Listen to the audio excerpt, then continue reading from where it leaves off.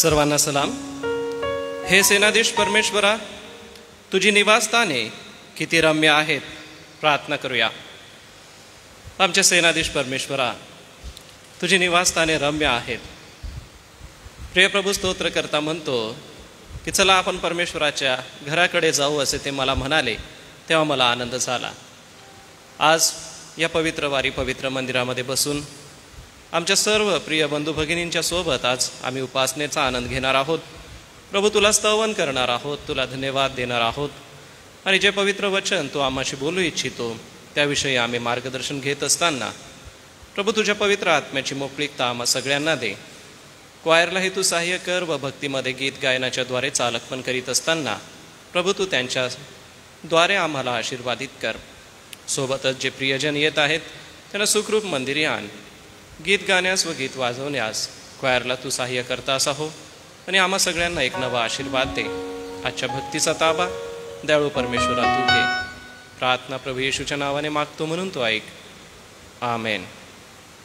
सर्वप्रथम आम्ही परमेश्वराचं स्तवन करू, गीत गायन करू आणि आराधना करूया. यासाठी क्वायर पुढे येईल, गीत गायनाची सेवा करेन. सर्वांना प्रभू येशूच्या नावात सलाम सलाम. अच्छा, सुंदर आपण या ठिकाणी परमेश्वराच्या मंदिरात एकत्र जमलेलो असताना आपण सर्वजण परमेश्वराची स्तुती त्याची आराधना आपण करणार आहोत. थोडक्या आहोत तरी आपण सर्वजण मिळून त्या जिवंत देवाला त्याची स्तुती आराधना करू. हे स्वर्गीय पिता, तेरे नाम की स्तुति हो. हे जीवन दाता, तेरे सन्मुख आते हैं.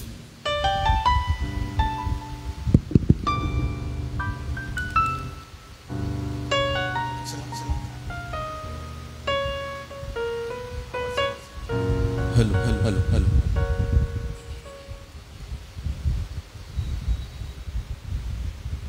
Hello hello hello hello.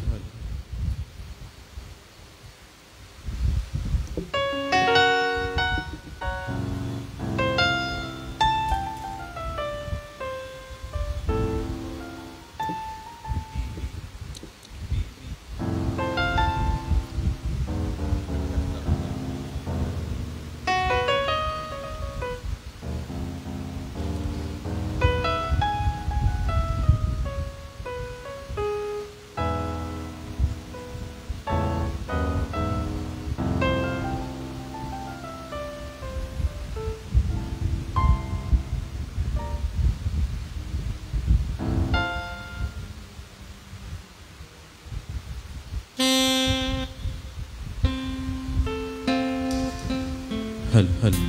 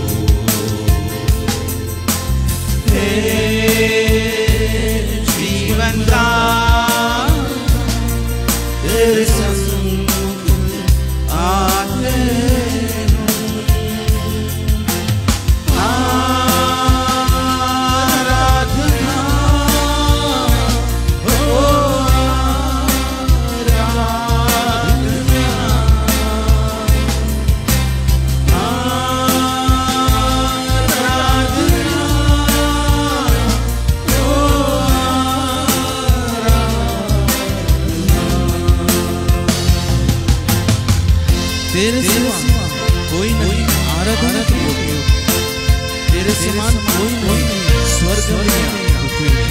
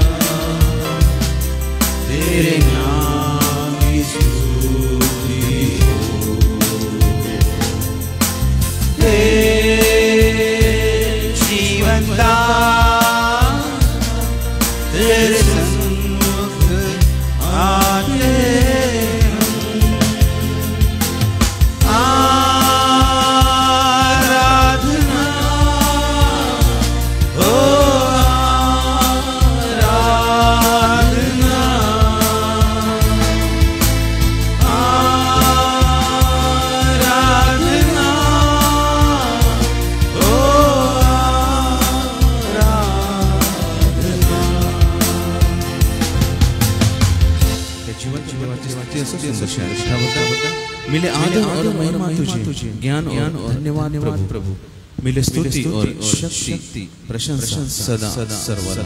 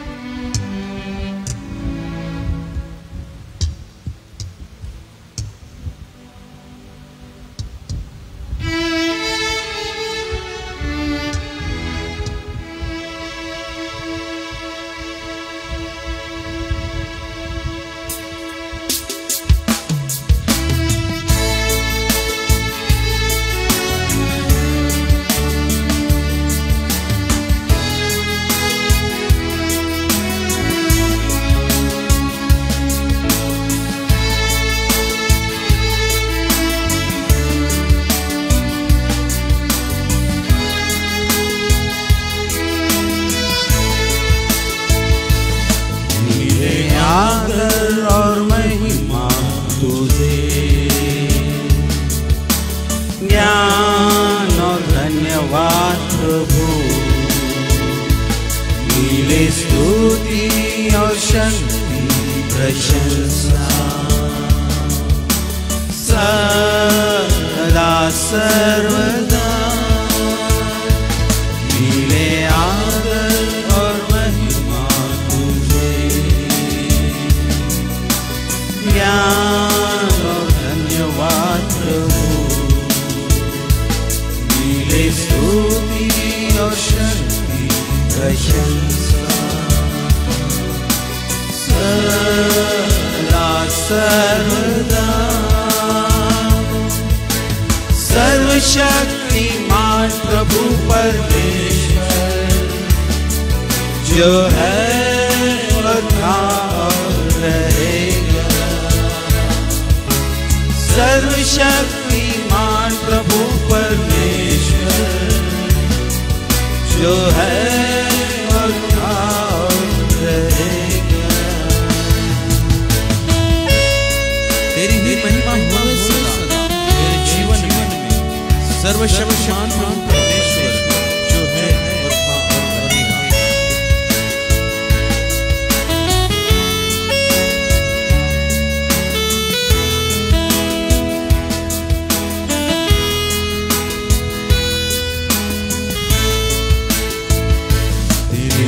महिमा होवे सदा मेरे जीवन में, तेरी महिमा होवे सदा मेरे जीवन में। सर्वशक्तिमान प्रभु परमेश्वर, जो है और था और रहेगा, सर्वशक्तिमान प्रभु परमेश्वर, जो है और था और रहेगा, मिले आदर और महिमा तुझे, ज्ञान और धन्यवाद प्रभु,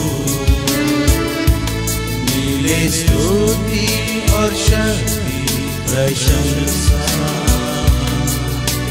सदा सर्वदा, मिले आदर और महिमा तुझे, ज्ञान और धन्यवाद प्रभु, मिले स्तुति और शक्ति प्रशंसा सदा सर्वदा। यीशु मसीह तेरे जैसा कोई नहीं, तेरे चरणों में झुके आसमां और महिमा गाए सुंदर संगीत प्रभु च्या स्तुतीसाठी सर्वजण गाणं गाणार।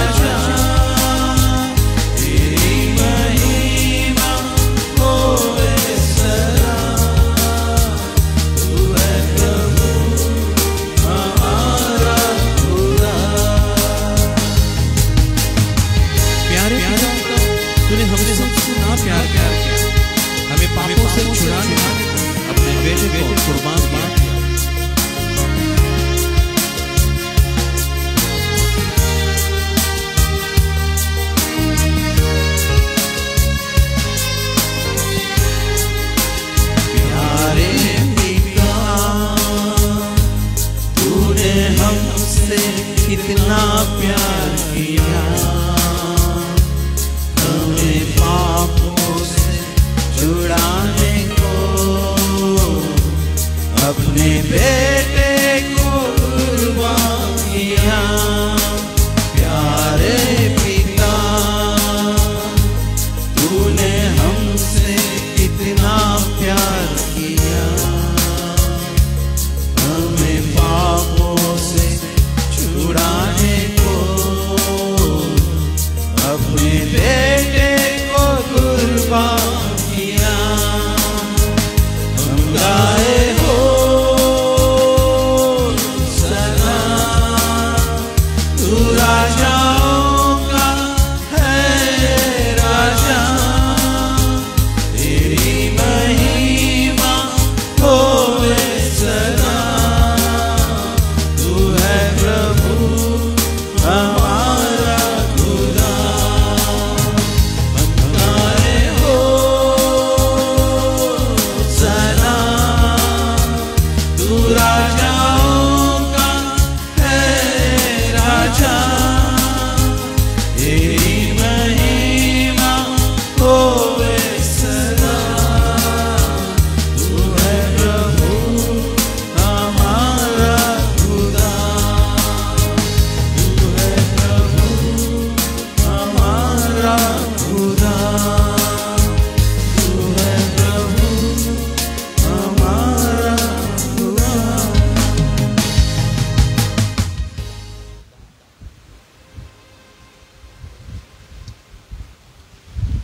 यावेळेस आपण विजय संगीत नंबर 10 म्हणणार आहोत.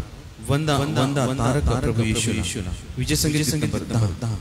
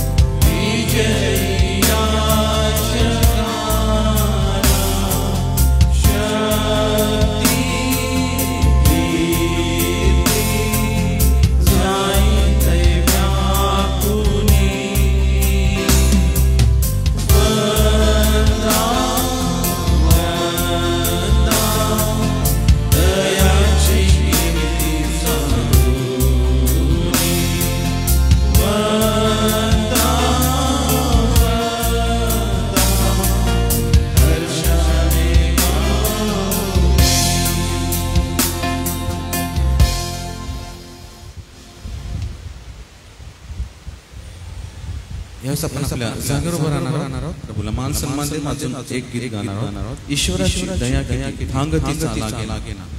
विजय संगीत गीत नंबर 14.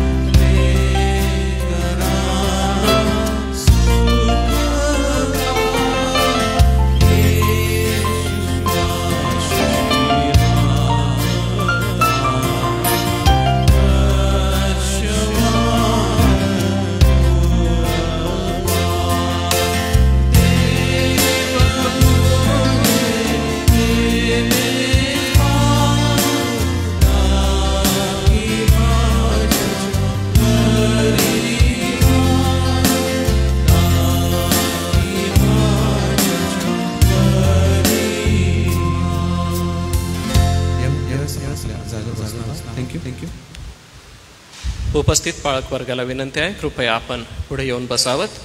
प्रार्थना करूया. प्रिय प्रभू, आम्ही आमचा संपूर्ण भार तुझ्यावर टाकतो.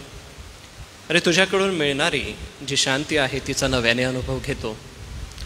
आज आम्ही सर्व एकत्र जमून प्रभू या मंदिरामध्ये तुला स्तवितो, आळवितो.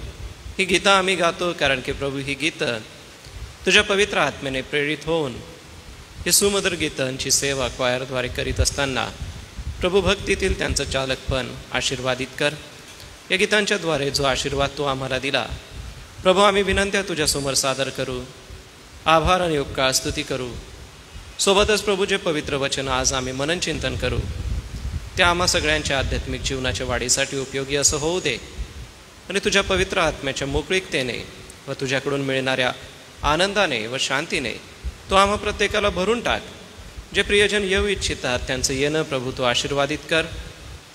अरे, याच्या भक्तीद्वारे केवळ तुझं गौरव होऊ दे. प्रभू येशूच्या नावाने मागतो म्हणून तो ऐक. आमेन.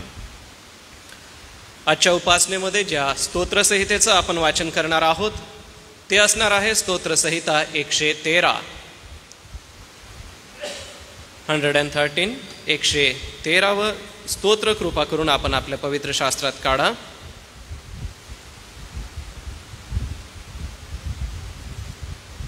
जर 113 स्तोत्र मिळालं असेल तर आपल्या जागेवर आपण उभं राहावं. आपल्या परमेश्वराला सन्मान देत आपण याचं आळीपाळीने वाचन करणार आहोत. दिनाला उच्च केल्याबद्दलची उपकार स्तुती यामध्ये आहे. मी परमेश्वराच्या नावाने याची सुरुवात करतो. आपण आळीपाळीने याचं वाचन करणार आहोत. पहिलं वचन मी वाचन करतो. परमेश्वराचे स्तवन करा, परमेश्वराचे सेवक हो, तुम्ही त्याचे स्तवन करा, परमेश्वराच्या नामाचे स्तवन करा.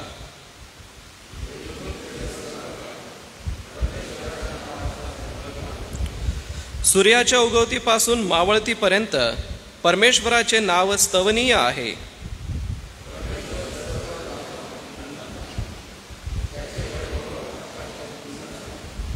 परमेश्वर आमचा देव जो उच्चस्थळी राजासनारूढ आहे.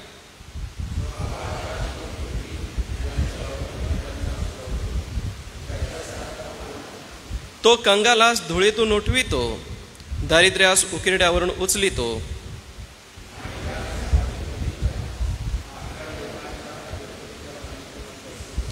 नववचन एकत्र वाचू. तो वाज स्त्रीला गृहिणी करून मुलांची आनंदी माता करीतो, परमेश्वराचे स्तवन करा. उभे असतानाच आपण आपला विश्वास जाहीर करूया व प्रेषितांचं मत अंगीकार एका सुरात आपण म्हणूया. सर्व समर्थ देव जो पिता, आकाश व पृथ्वी यांचा उत्पन्न करता, त्याचवर मी विश्वास ठेवितो आणि त्याचा एकुलता एक पुत्र येशू ख्रिस्त आमचा प्रभू, जो पवित्र आत्म्याच्या योगाने गर्भरूप झाला, कुमारी मरियेच्या उदरीस जन्मास आला, पंत पिलाताच्या वेळेस ज्याने दुःख भोगिले, ज्याला वधस्तंभावर खिळले, जो मरण पावला व ज्याला पुरले, जो मृत लोकात उतरला व तिसऱ्या दिवशी मेलेल्यांमधून पुन्हा उठला, स्वर्गात चढला आणि सर्व समर्थ देव जो पिता याच्या उजवीकडे बसला आहे. तेथून जिवंतांचा व मेलेल्यांचा न्याय करावयास जो येणार आहे, त्याचवर मी विश्वास ठेवितो. पवित्र आत्मा, पवित्र सार्वत्रिक मंडळी, पवित्र जनांचा सहभागीपणा, पापांची क्षमा, देहाचे पुनरुत्थान आणि सार्वकालिक जीवन याविषयी मी विश्वास धरितो. आमेन. धन्यवाद. बसूया आपण. पुन्हा एक वार आपल्या दयाळू प्रभूला आम्ही आळवूया. त्याच्या चरणापाशी जाऊन आपल्या विनंत्या, आपल्या रदबदल्या त्याला आपण सादर करूया.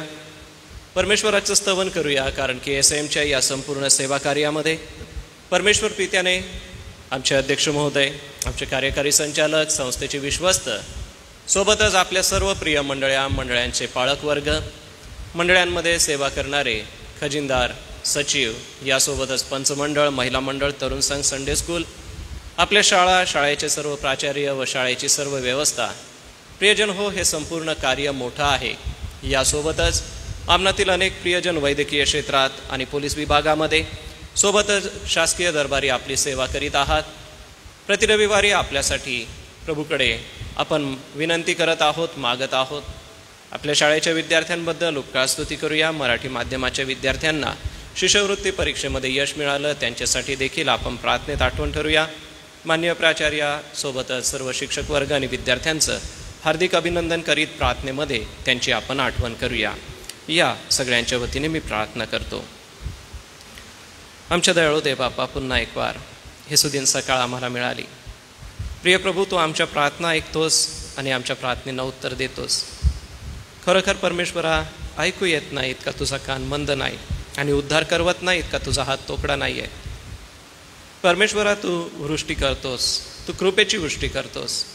ज्या पावसासाठी आम्ही फारच विश्वासाने प्रार्थना केली प्रभू, मागील 4 दिवस पाऊस नव्हता, परंतु काल संध्याकाळपासून तो आम्हाला पाऊस देत आहेस म्हणून आम्ही आभार मानतो.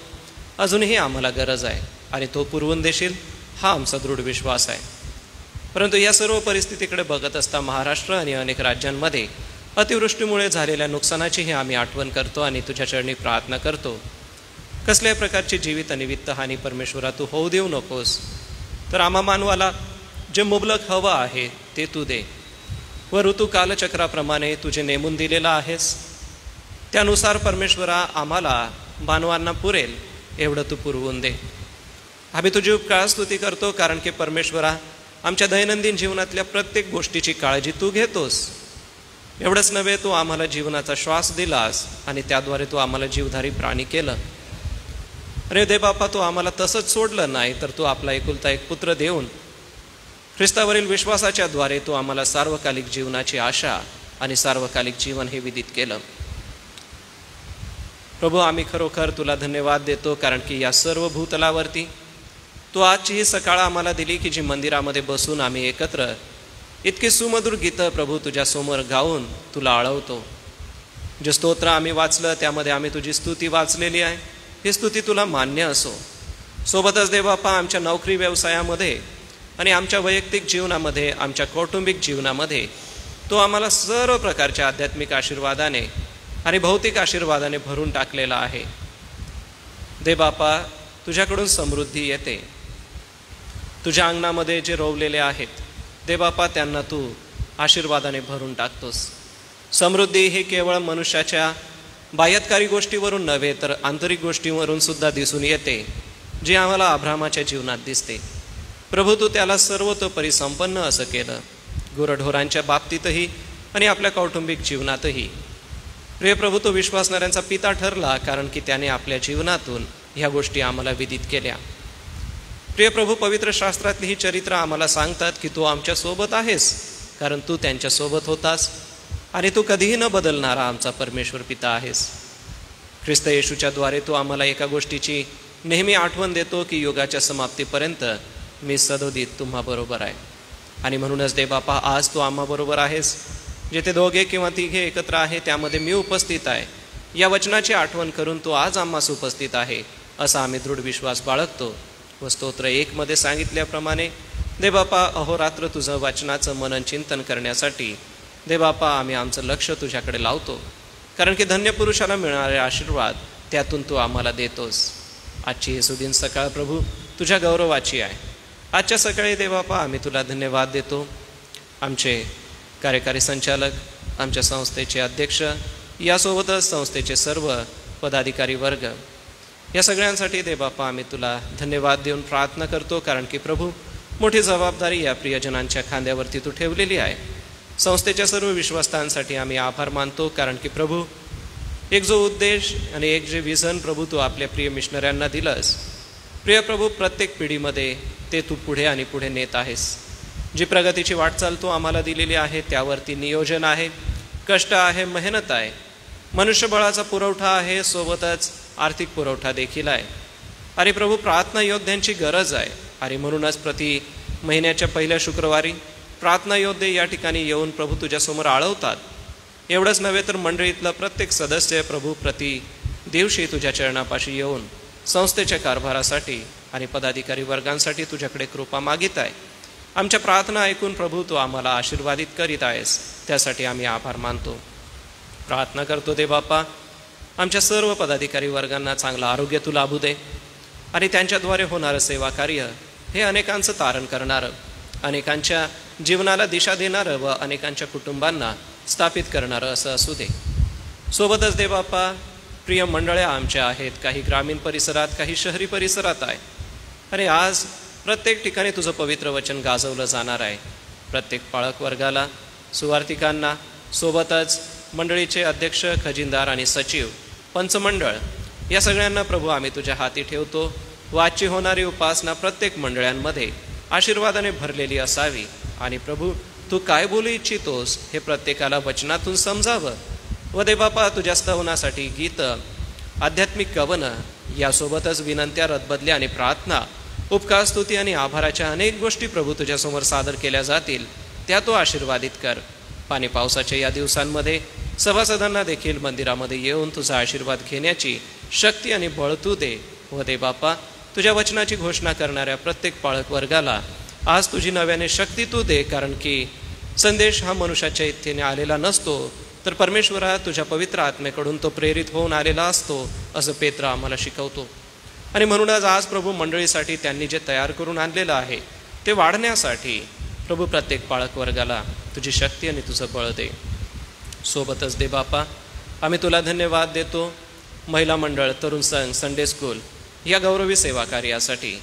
आमच्या संडे स्कूलच्या समर्पित अशा सर्व शिक्षकांसाठी आम्ही आभार मानतो.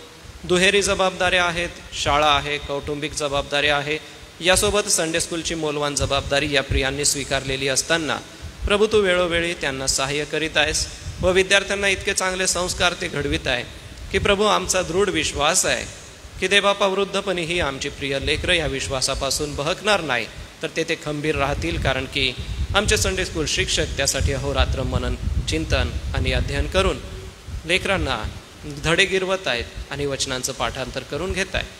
हे विचार त्यांच्या या बालवयामध्ये रुजवले जात आहे. परमेश्वरा ते कधीच खुडले जाऊ देऊ नकोस.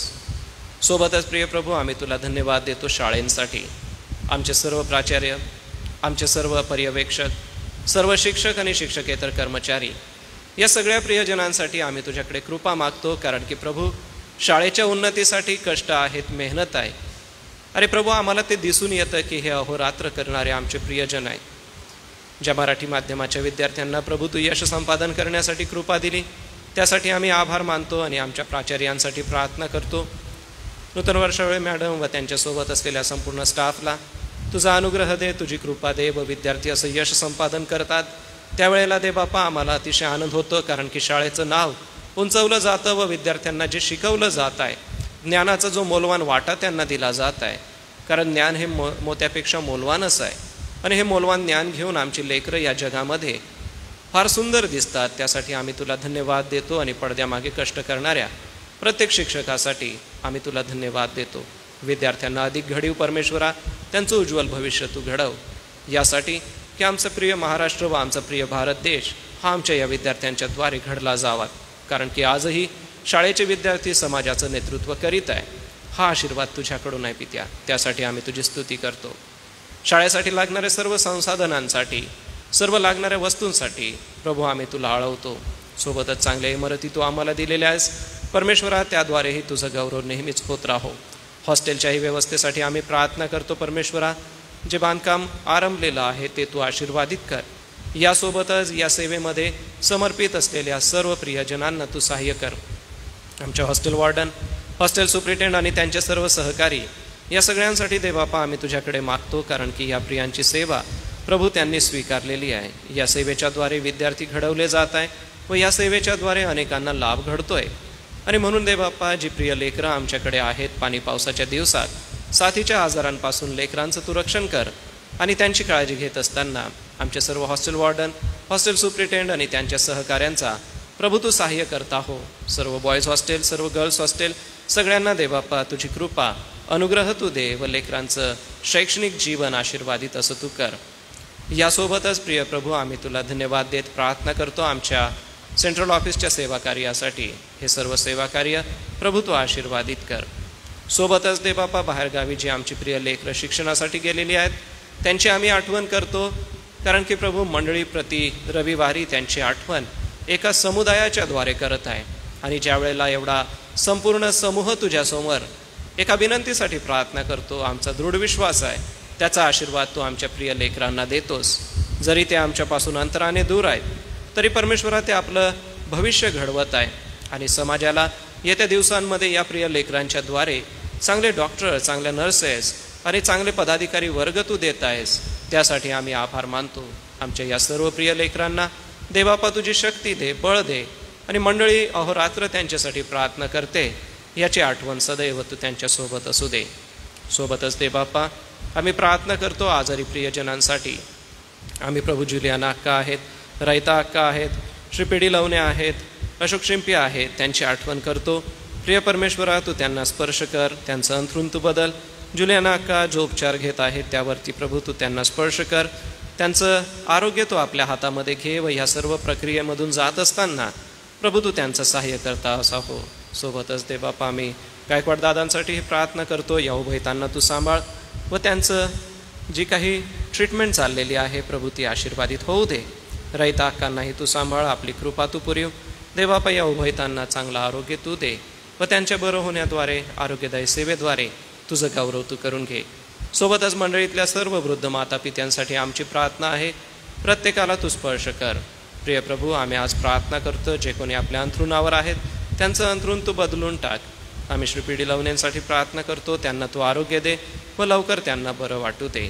सोबतच ज्यांना आरोग्य दिलं त्यांच्याबद्दल आम्ही उपकार स्तुती करतो व वृद्धापकाळामुळे अनेकांना ज्या शारीरिक समस्या आहेत परमेश्वरा त्यामध्ये तू त्यांना आरोग्य दे.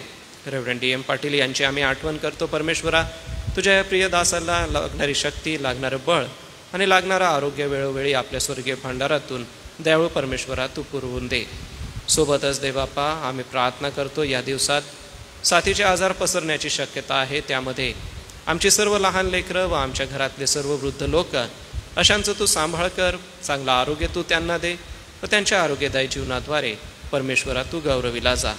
आमच्या प्रिय भारत देशासाठी देवबापा आम्ही नेहमीच तुझ्याकडे मागत आहोत. आमच्या प्रिय देशासाठी आम्ही प्रार्थना करतो, आमचे माननीय पंतप्रधान आणि त्यांच्या संपूर्ण मंत्रिमंडळासाठी. सोबतच आमचा प्रिय महाराष्ट्र व देवबापा आमचे माननीय मुख्यमंत्री आणि त्यांच्या संपूर्ण मंत्रिमंडळासाठी.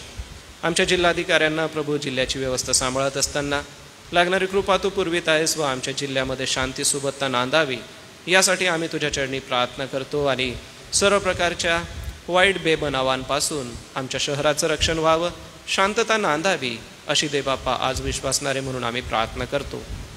सीमेवरील जवानांची आम्ही नेहमीच आठवण करीत आहोत आणि आजही आठवण करतो. प्रभू तू त्यांना देशाचं संरक्षण करण्यासाठी लागणारी शक्ती तू दे, कारण की ऊन, वारा, वादळ, पाऊस अशामध्ये अतिशय खंबीरपणे उभं राहून आमच्या प्रिय देशाचं ते रक्षण करीत आहे. आणि म्हणूनच देवबापा आमच्या सैन्य दलासाठी आमची तुझ्या चरणी प्रार्थना आहे, कारण की मंडळीतल्या अनेक प्रियजनांचे पूर्वज या गौरवी सेवा कार्यासाठी व आपल्या देशासाठी समर्पित सेवा करून चुकलेले आहेत. आणि म्हणूनच देवबापा अशा सर्व सैनिकांची आम्ही आठवण करतो.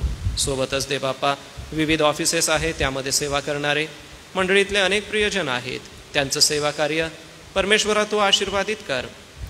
नर्सिंग विभागात सोबतच वैद्यकीय सेवेमध्ये असलेले सर्व डॉक्टर, सर्व नर्सेस, त्यांचे सर्व सहकारी, सोबतच प्रिय परमेश्वरा पोलीस दलातल्या सेवेसाठी आम्ही प्रार्थना करतो.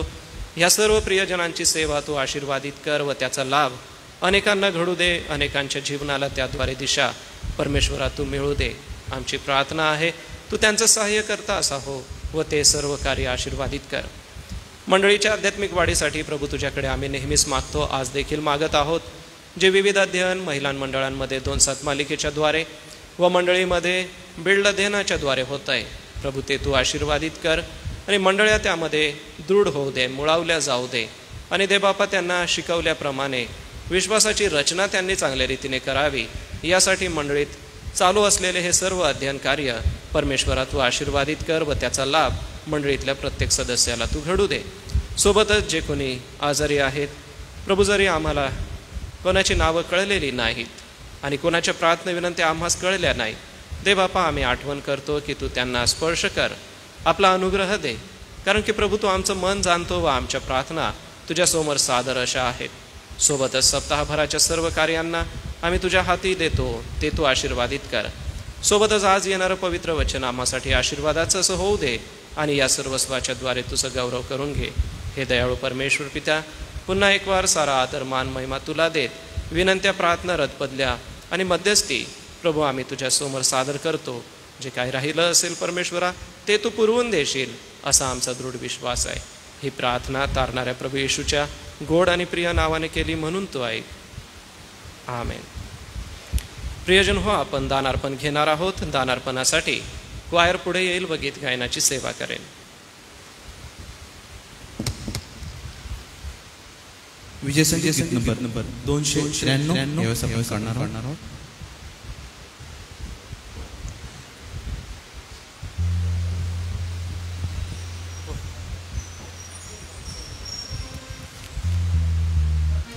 विजय संगीत नंबर 293.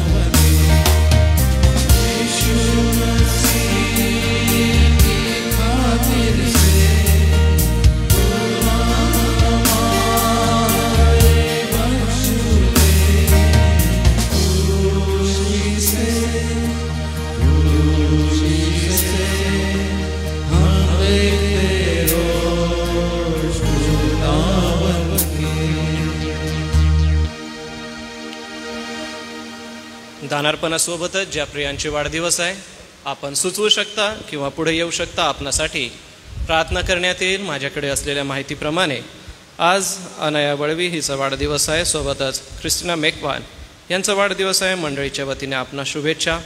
सोमवारी वंदना पवार, मंगळवारी सुनीता मनोज वळवी, बुधवारी शिफा पाडवी आणि रेव्हरंट आनंद पटेल, गुरुवारी श्रद्धा सराफ आणि विशाल चोपडे, शुक्रवारी सिल्विया वसावे, बिशप सतीश यंगड आणि साची गौरव पाडवी, शनिवारी रेव्हरंड राजीव यंगड या प्रियांचा वाढदिवस आहे. मंडळीच्या वतीने आपणाला शुभेच्छा.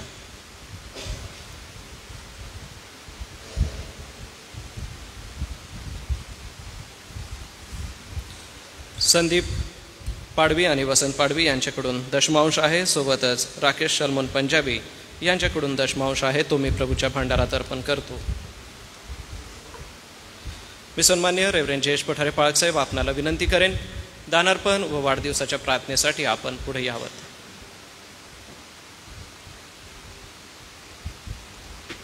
प्रार्थना करू आपण. आकाश आणि पृथ्वीच्या निर्माण करते आमच्या सैन्यांच्या यहोवा, आम्ही तुला धन्यवाद देतो.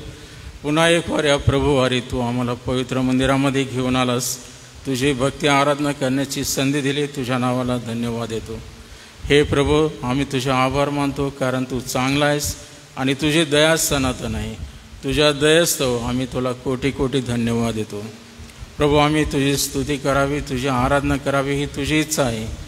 म्हणून स्वर्गामध्ये अहोरात्र तुझे स्वर्गीय दूत, असंख्य दिव्यदूत 24 वडील तुझ्यासमोर आपले मुकुट ठेवून प्रभू तुला नमन करून तुझं स्तवन करतात. त्यापेक्षा आम्हा मानवाकडं तुझं अवलोकन आहे. प्रभू, आम्हा मानवांची स्तुती तुला प्रिय आहे. म्हणून प्रभू, आम्ही तुझा आभार मानतो की येशू ख्रिस्ता तू या जगामध्ये असताना आम्हाला शिकवलं की देव आत्मा आहे आणि त्याच्या उपासकाने त्याची भक्ती आत्म्याने खरेपणाने करावी. म्हणून प्रभू, तुझा आत्माने खरेपणा तू दे. आजच्या या भक्तीमध्ये आम्ही एकत्र आलो असताना जे स्तवन गीत गाऊन केलेलं आहे ते तू मान्य केलेलं आहे असा आमचा विश्वास आहे. प्रभू, आमच्या या नित्यनियमाप्रमाणे आम्ही या भक्ती आराधनेमध्ये तुझ्या समोर येत असताना आम्ही रिक्त हस्ते येऊ नये.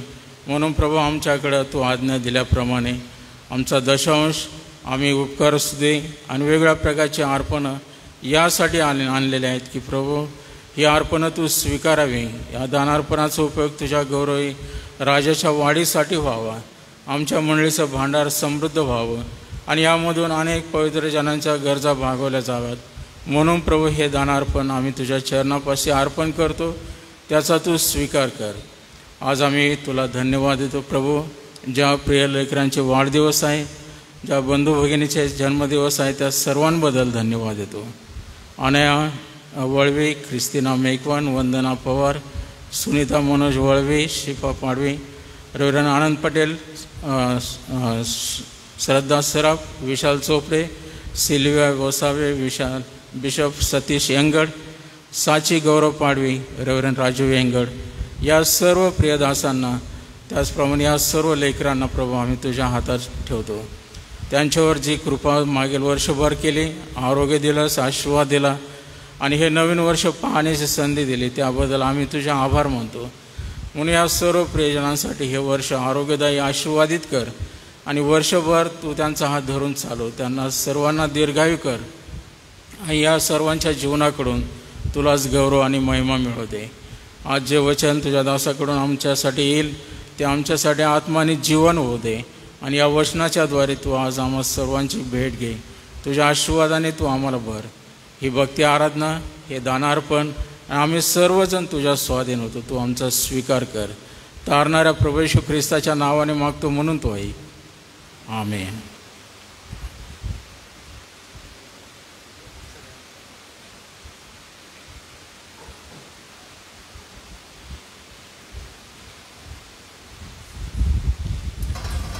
या सप्ताहासाठी सूचना आहेत ते येण्याप्रमाणे.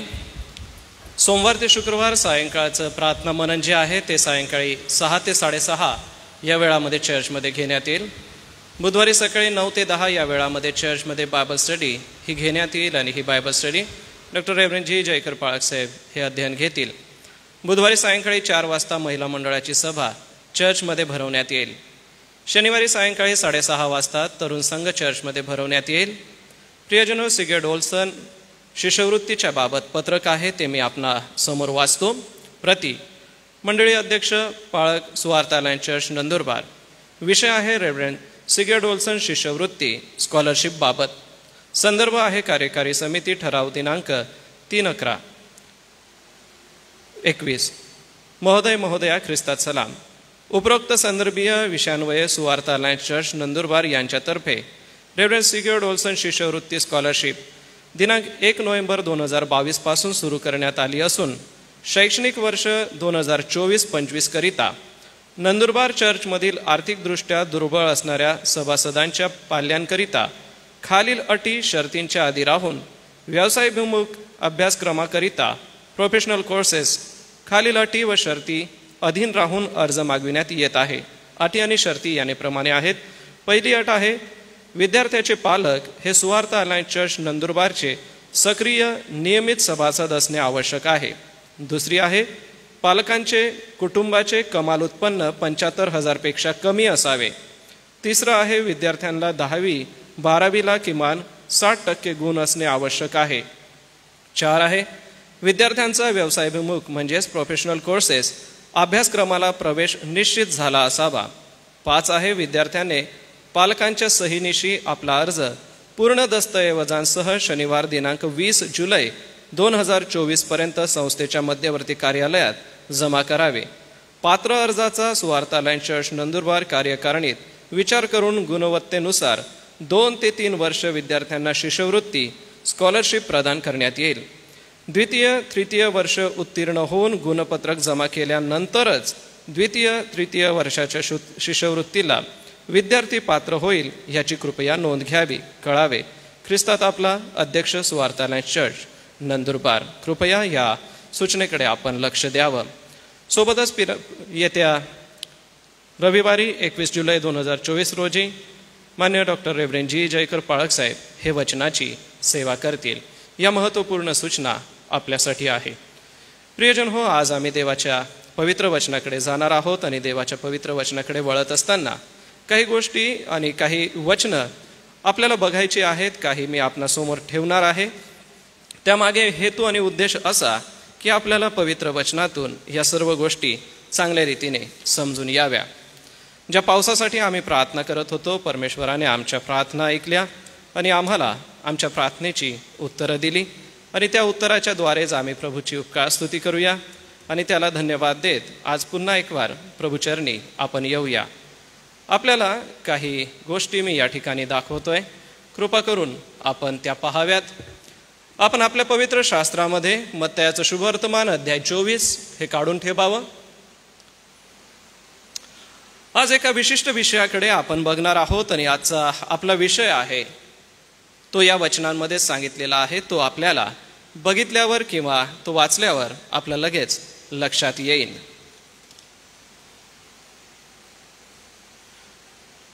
आपण मत्तयाचं शुभवर्तमान अध्याय 24 कृपा करून आपल्या नजरेसमोर ठेवा. मी आपणा सगळ्यांसाठी वाचतो. 24व्या या अध्यायामध्ये वचन 4 बघा.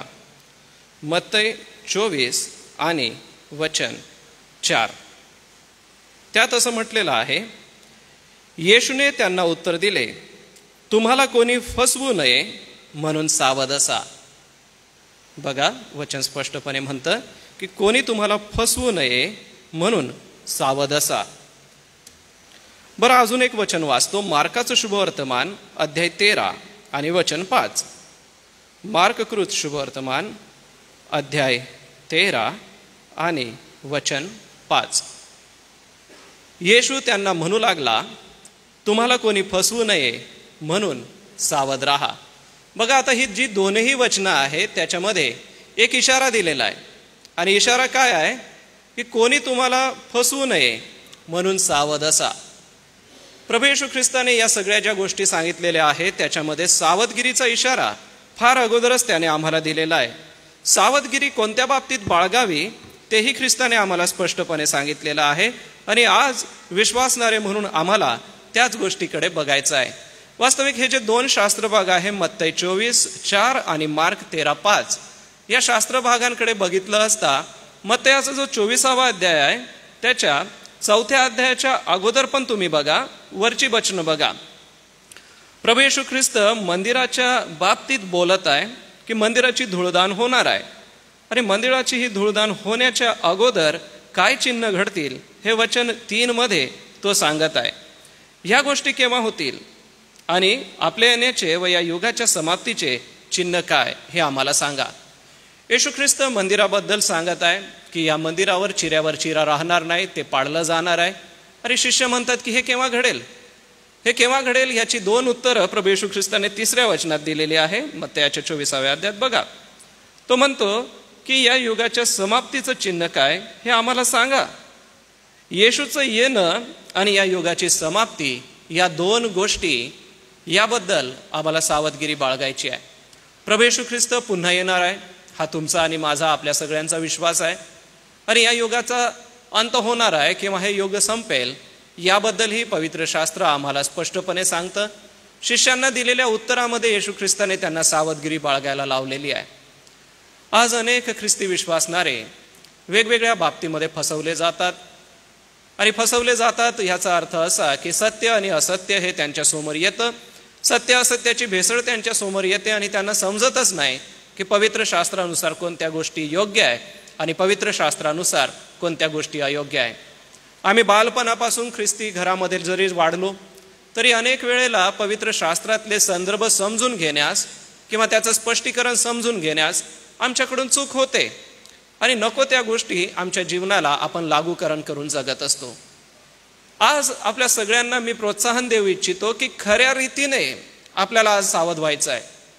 कारण की या ठिकाणी हिब्रूमध्ये स्पष्टपणे म्हटलेलं आहे, प्लान आहो हा जो शब्द आहे त्याचा अर्थ होतो सुरक्षा, सत्य किंवा सद्गुण यापासून भटकणे. प्रत्येक व्यक्ती देवाच्या सुरक्षित हातामध्ये असावा ही प्रत्येकाची इच्छा आहे. प्रत्येक व्यक्तीला हे असं माहिती असलं पाहिजे की मला सत्य म्हणजे प्रभू येशू ख्रिस्त कळलेला आहे. एवढंच नव्हे तर जे सद्गुण आहेत ते सद्गुण आमच्यामध्ये राहतात. आज जर मनुष्यातला सद्गुण निघून गेला तर त्या मनुष्याला काही किंमत उरेल का? नाही. जर मी सद्वर्तनाने वागणं सोडलं तर मनुष्य माझ्याकडे कोणत्या नजरेने बघेल? कशाही कामाचा उपयोगी नाही ह्याच नजरेने मनुष्य आपल्याकडे बघू शकेल. ज्या वेळेला तुम्ही सत्यापासून, ज्या वेळेला तुम्ही सुरक्षिततेपासून बहकता त्या दिवशी समजून घ्या की तुम्हाला फसवण्यात आलेलं आहे. आज विविध माध्यमं आहेत की जे तुम्हाला फसवण्याचा प्रयत्न करतील. काय माध्यमं आहेत त्या पुढील वचनामध्ये आम्हाला दिसून येतं. बघा, 24वा अध्याय कृपा करून आपल्या नजरेसमोरच ठेवा. वचन 4 म्हणतं की फसू नये म्हणून सावध राहा. वारंवार येशू या गोष्टी का सांगत आहे? येशू वारंवार या गोष्टी याच्यासाठी सांगत आहे कारण की मंदिरात ते उभे आहेत, मंदिरात शिष्यही जमलेले आहेत आणि शिष्यांना येशू म्हणत आहे की हे मंदिर पाडलं जाईल आणि हे मंदिर पाडण्यापूर्वी ज्या गोष्टी घडतील त्या ह्या आणि त्या घडल्या सुद्धा. आणि येत्या काळामध्ये आम्हाला या गोष्टी दिसून येतील कारण विश्वासणारा या गोष्टीमध्ये आपलं जीवन जगत आहे. तुम्हाला कोणी फसवू नये म्हणून सावध असा. आम्हाला फसवल्या जाऊ शकतं. वचन 5 बघा, कोणत्या बाबतीत फसवतील? मी ख्रिस्त आहे असं म्हणून ते तुम्हाला फसवतील. जगाच्या इतिहासात ऐकलं का तुम्ही की कोणी म्हणत होतं की मी ख्रिस्त आहे? आतापर्यंत 3 ते 4 लोकांनी उघडपणे अनेक वेळेला पत्रकार परिषदा घेऊन आणि अनेक जी टीव्हीचे माध्यमं आहे किंवा इंटरनेटची माध्यमं आहे त्यावरून स्वतः असं जाहीर केलं की मी ख्रिस्त आहे. काल परवाचे जर समाचार आपण बघत असाल तर त्यामध्ये साऊथमध्येही एका व्यक्तीने असा दावा केला की तुम्ही उपाशीच राहा आणि उपाशीच तुम्ही मेलात की तुम्ही स्वर्गात जाल. कितीतरी लोक मेले. याचा अर्थ काय आहे की लोक फसवले जातात हे अगदी काल परवाच्या घटनेवरून सुद्धा आपल्याला समजतं. कदाचित आजही ती न्यूज आपल्याला ऐकायला मिळेल. प्रियानो, हे अवतीभवती घडतंय. मग ते अवतीभवती घडतंय तर माझ्या संगती ते घडणार नाही का? हो, नक्कीच घडू शकतं. मी ख्रिस्त आहे असं म्हणणारे लोक आज जगामध्ये उपलब्ध आहेत आणि जगामध्ये ते उघडपणे सांगतात की मी ख्रिस्त आहे, माझं तुम्ही ऐका. ख्रिस्त म्हणजे तारणारा किंवा सोडवणारा. ख्रिस्ताला मसीहा म्हटलेला आहे. मसीहा म्हणजे मुक्त करणारा. प्रभू येशू ख्रिस्त या जगात आला तो मुक्त करणारा आणि सोडवणारा म्हणून. परंतु ख्रिस्ताशिवाय दुसरा कोणी सोडवणारा या जगामध्ये नाही. आणि जर तुम्हाला म्हणत असेल की तुमच्या या बंधनातून मी सोडवावयास समर्थ आहे तर असं समजा तो ख्रिस्त नाही आहे, तुमची फसवणूक केली जात आहे. बरं, वचन 11 मध्ये बघा कशा बाबतीत फसवले जाल. पुष्कळ खोटे संदेष्टे उठतील व अनेकांना फसवतील. पुष्कळ खोटे संदेष्टे उठतील आणि फसवतील. आज थोडंसं उघड्या नजरेने विचार करा. अनेक लोक येतात, फसवायचा प्रयत्न करतात. संदेष्टे असं म्हटलेलं नाही, तर खोटे संदेष्टे असं म्हटलेलं आहे. खोटे संदेष्टे याचा अर्थ की ते संदेश देतात, परंतु ते खोटे ठरतात. त्यांनी केलेल्या भविष्यवाण्या काळवेळानुसार खोट्या ठरतात. रेने पाश्रे यांचं एक पुस्तक आहे, ते तुम्ही वाचून बघा. आजची जागतिक परिस्थिती आणि नजीकचा भविष्यकाळ. फार जुनं पुस्तक आहे, 80-85 साली ते प्रिंट झालं होतं. त्यामध्ये त्यांनी आतापर्यंत झालेले जितके खोटे संदेष्टे आहेत त्यांची यादीच दिली होती. आता 85 सालापासून आज 2024 पर्यंत असे कितीतरी लोक झाले असतील, त्यांची यादी आपण बघू शकतो. खोटा संदेष्टा केव्हा आपण म्हणावा की त्याने संदेश दिला परंतु तसं घडून आलं नाही. जुन्या करारामध्ये असं होतं की एखादा संदेष्टा संदेश देईल आणि जर तो तसा घडून आला नसेल, त्याने दिलेला संदेश चुकीचा असला तर त्याला धोंडमार करून मारून टाकलं जात असे. अशी कडक शिक्षा जुन्या करारामध्ये इस्रायली लोकांमध्ये होती. आज ख्रिस्ताच्या नावाने, परमेश्वराच्या नावाने, देवाच्या नावाने कितीतरी संदेश दिले जातात, कितीतरी भविष्यवाण्या केल्या जातात, परंतु समजा ती भविष्यवाणी खोटी ठरली तर बोलणारा हा खोटा संदेष्टा आहे. आणि त्या खोट्या संदेष्टापासून आपण स्वतःचा बचाव करण्यासाठी आज हे देवाचं वचन आपल्या नजरेसमोर आपण ठेवा की येशूच्या येण्याच्या अगोदर आणि या युगाच्या समाप्तीपर्यंत आम्ही फसवले जाण्याची शक्यता आहे. फसवले जाऊ नये म्हणून कोणी म्हणतं की मी ख्रिस्त आहे, त्याचा विश्वास धरू नका. ख्रिस्त अमुक ठिकाणी आहे, ख्रिस्त तमुक ठिकाणी आहे, तर त्या ठिकाणी आपण ते बघू नका. एवढंच नव्हे तर संदेश देतील आणि दिलेला संदेश किंवा दिलेली भविष्यवाणी ही जर खोटी ठरली तर तो देवाकडून नाही. बरं, वचन 24 बघा. आपल्या सगळ्यांसाठी ते मी वाचतो. त्यात असं म्हटलेलं आहे, कारण खोटे ख्रिस्त व खोटे संदेष्टे उठतील व साधेल तर निवडलेल्यांना देखील फसवावे म्हणून मोठी चिन्हे व अद्भुते दाखवतील. कोणाला फसवतील? निवडलेल्यांना. प्रियानो, तुम्ही आणि मी निवडलेले आहोत. या जगामधून देवाने आम्हाला निवडून घेतलं. जसं आपण तांदूळ निवडतो किंवा गहू घरामध्ये निवडतो, त्यावेळेला त्यामधले खडे जे असतात किंवा त्यामधल्या गारा ज्या असतात त्या काढून आपण बाहेर टाकतो आणि जो तांदूळ आहे तो आपण उपयोगी अन्नासाठी किंवा जेवणासाठी तो वापरतो. याचा अर्थ या जगातून देवाने तुम्हाला आणि मला वेगळं असं निवडून घेतलेलं आहे आणि निवडून घेतलेल्यांना हे फसवतील. स्पष्टपणे म्हटलेलं आहे की निवडून घेणाऱ्यांना फसवलं जाईल. साधे तर निवडलेल्यांना देखील फसवावे म्हणून मोठी चिन्हे आणि मोठी अद्भुते दाखवतील. याचा अर्थ तुम्हाला फसवण्यासाठी अद्भुते दाखवले जातील, तुम्हाला फसवण्यासाठी मोठी चिन्ह दाखवली जातील. आज जगामध्ये अशी मोठी अद्भुते आणि मोठी चिन्ह आहेत. बरं, आता थोडासा विचार करा की ही चिन्ह आणि अद्भुते आपण बघतो, मग त्याच्यावरून आपल्या विश्वासावर काय परिणाम होतो? आपला देवावरचा विश्वास वाढतो की आपला मनुष्यावरचा विश्वास वाढतो? ही अद्भुते आणि चिन्हे घडली तरच आम्ही देवावर विश्वास ठेवू आणि अद्भुते आणि चिन्हे घडली नाही तर आम्ही देवावर विश्वास ठेवणार नाही, असं आहे का? नाही प्रियजन हो, ही जी चिन्ह किंवा अद्भुते आहेत ती काही ठराविक मर्यादेमध्ये आहेत. कारण प्रभू येशू ख्रिस्ताने 3 पदरी सेवा केली. टीचिंग, प्रीचिंग आणि हिलिंग हे 3 प्रभू येशू ख्रिस्ताचे सेवा कार्याचे प्रमुख आम्हाला दोर दिसतात. की जसं आपण 3 पदरी दोर त्याला म्हणूया. प्रभू येशू ख्रिस्ताने टीचिंग दिली म्हणून प्रभू येशू ख्रिस्ताचं शिक्षण हे आज अनेक ठिकाणी शिकवलं जातं आणि ते तुम्हाला आणि मला पालन करायचं आहे. प्रभू येशू ख्रिस्ताने दिलेले जे उपदेश आहे त्या उपदेशाच्या द्वारे आज जगातल्या कितीतरी मोठ्या लोकांनी आपल्या जीवनाचं समर्पण केलं आणि प्रभू येशू ख्रिस्ताचं हिलिंग जे आहे, आरोग्य देण्याचं कार्य जे आहे, त्याद्वारे अनेक देव राज्यामध्ये आले. आता या ठिकाणी मोठी चिन्हे, मोठी अद्भुते करतील, परंतु ज्या बाबतीत ते घडले ते लोक देवाकडे वळलेत का? त्या लोकांचा नाश झाला की ते तारले गेले? त्या लोकांनी प्रभू येशू ख्रिस्ताला स्वीकार केलं की नुसतं फक्त शारीरिक आरोग्य मिळवून ते आपल्या घरी गेले? गंभीर गोष्ट आहे. आणि ही गंभीर गोष्ट यासाठी आहे कारण की आम्हा विश्वासणाऱ्यांना साधेल तर फसवण्यासाठी हे लोक सज्ज आहे. हा सावधगिरीचा इशारा आज तुम्हाला आणि मला आहे. एवढंच नव्हे तर थोडंसं अजून याच्यात सखोलपणे जर गेलं तर 5 क्षेत्र मी आज सकाळी आपल्याला दाखवतो की तिथं फसवले जाण्याची दाट शक्यता आहे. प्रत्येक विश्वासदारा, ख्रिस्ती घरातला प्रत्येक सभासद, मंडळीतला प्रत्येक सदस्य या 5 क्षेत्रामध्ये फसवला जाऊ शकतो. पहिलं क्षेत्र आहे याकोबाचं पत्र. कृपा करून याकोबाचं पत्र आपण काढा व खाली काही रेफरन्सेस आपल्याला दिसत आहेत. ते रेफरन्सेस फक्त आपल्या पवित्र शास्त्रात बघा, त्यानंतर ते आपणाला देण्यातच येतील.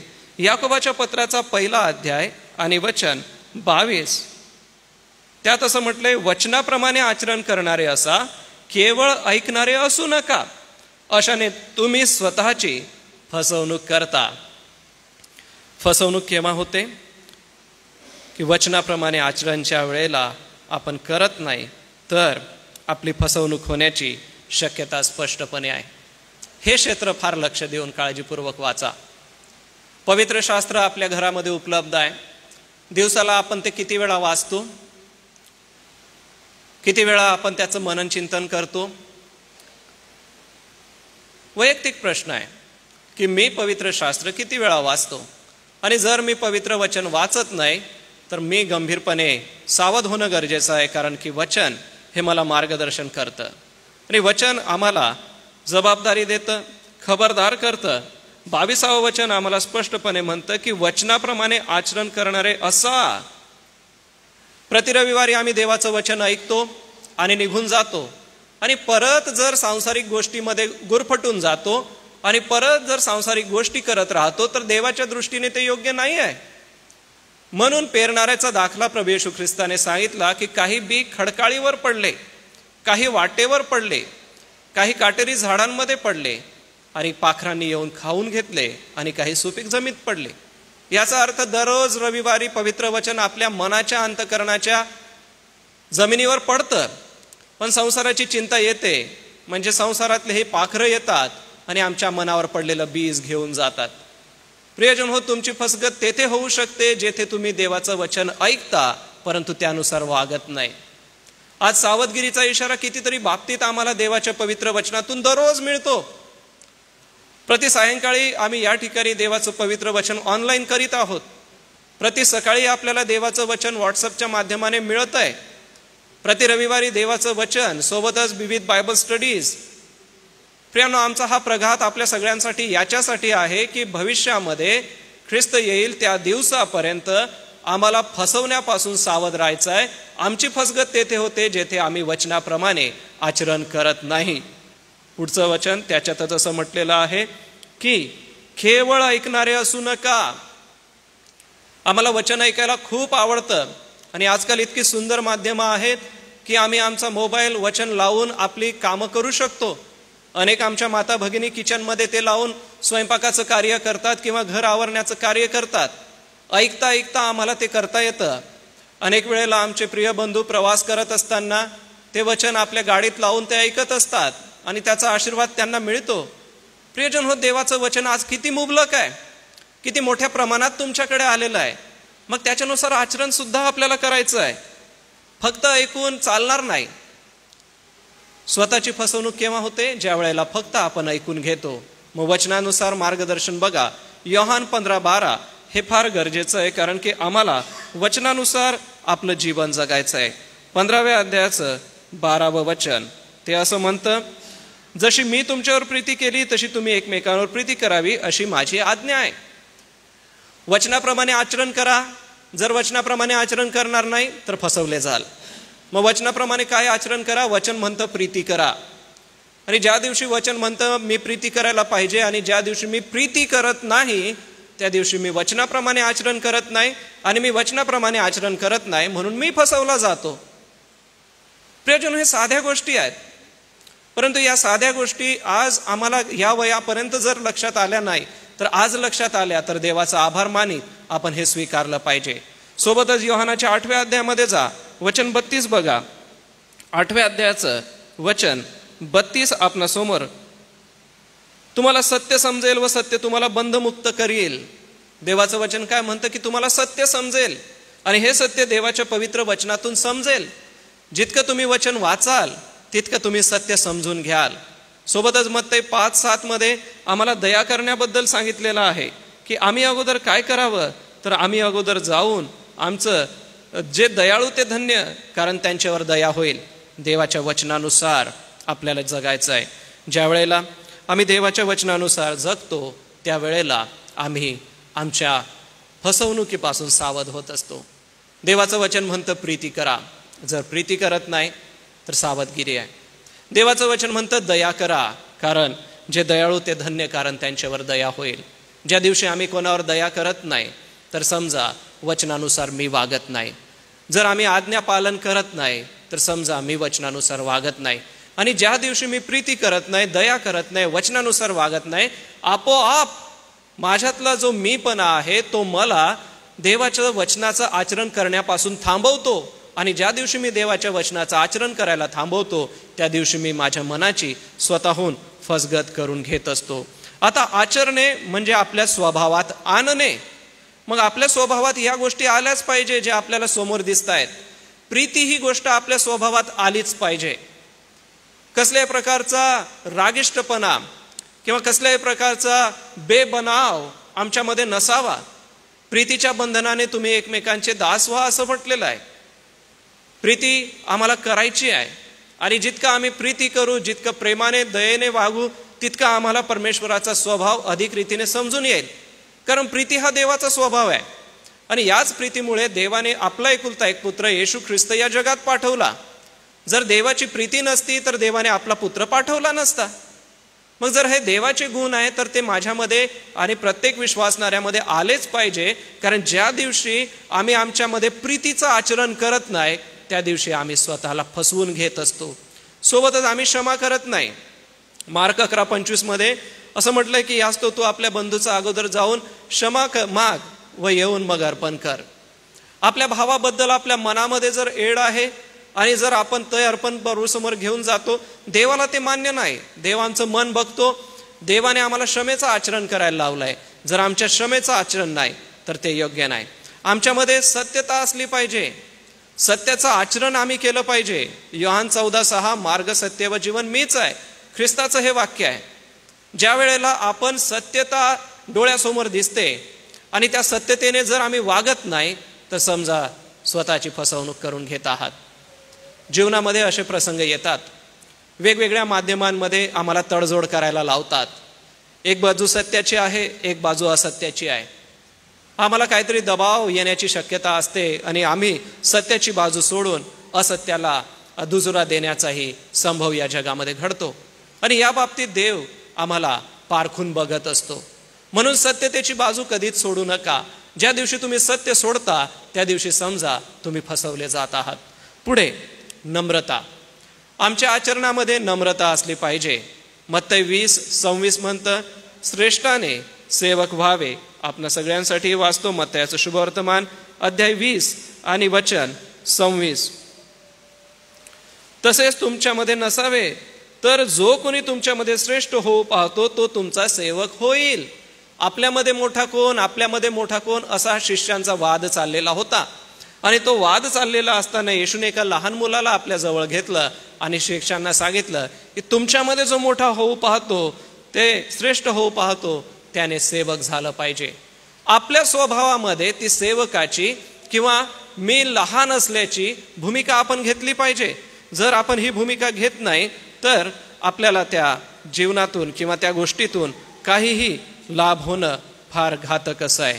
म्हणून प्रियांनो, सांभाळून आपल्या जीवनाकडे लक्ष द्या. आपल्या दैनंदिन जीवनात या गोष्टींचं लागूकरण करा. जसं अब्रामाने आपल्या दैनंदिन जीवनात ही गोष्ट लागूकरण केली. उत्पत्ती 12:1 मध्ये देव त्याच्याशी बोललेला आहे आणि या देवाच्या वचनाला त्याने दुजोरा दिला. परमेश्वराने अब्रामाला सांगितले, तू आपला देश, आपले नातेवाईक व आपल्या बापाचे घर सोडून मी दाखवेल त्या देशात जा. त्यांचं संभाषण झाल्यानंतर लगेचच अब्राहम निघतो आणि आपलं सर्वस्व हे घेऊन तो प्रवासाला निघतो. देवाने त्याच्याद्वारे एक मोठं राष्ट्र निर्माण केलं. ज्या दिवशी तुम्ही देवाच्या वचनानुसार चालता त्यावेळेला देव तुम्हाला आशीर्वादित करतो. मोशेने पण आपल्या जीवनात त्याचं लागूकरण केलं.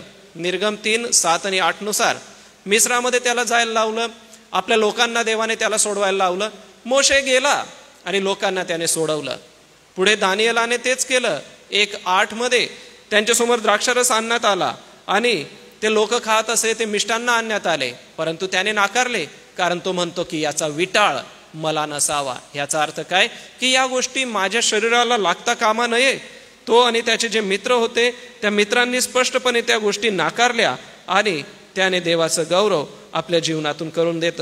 राजा खात असे ते मिष्टान्न व पीत असे तो द्राक्षरस, यांचा आपणास विटाळ होऊ द्यायचा नाही असा दानिएलाने मनात निश्चय केला.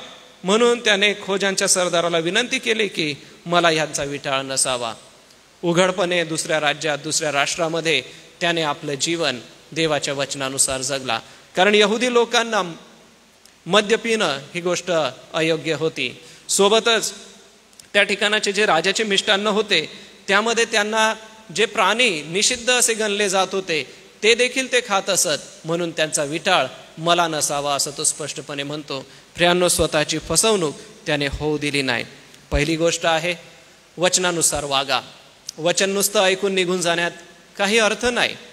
आजपर्यंत असे कितीतरी वचनं आपण ऐकलीत, कितीतरी लेक्चर्स आपण ऐकले, पण त्याचं लागूकरण आपल्या जीवनामध्ये जर आपण करत नाही तर ती गोष्ट फार गंभीर अशी आहे. वचन ऐका आणि ते आचरणात आणा.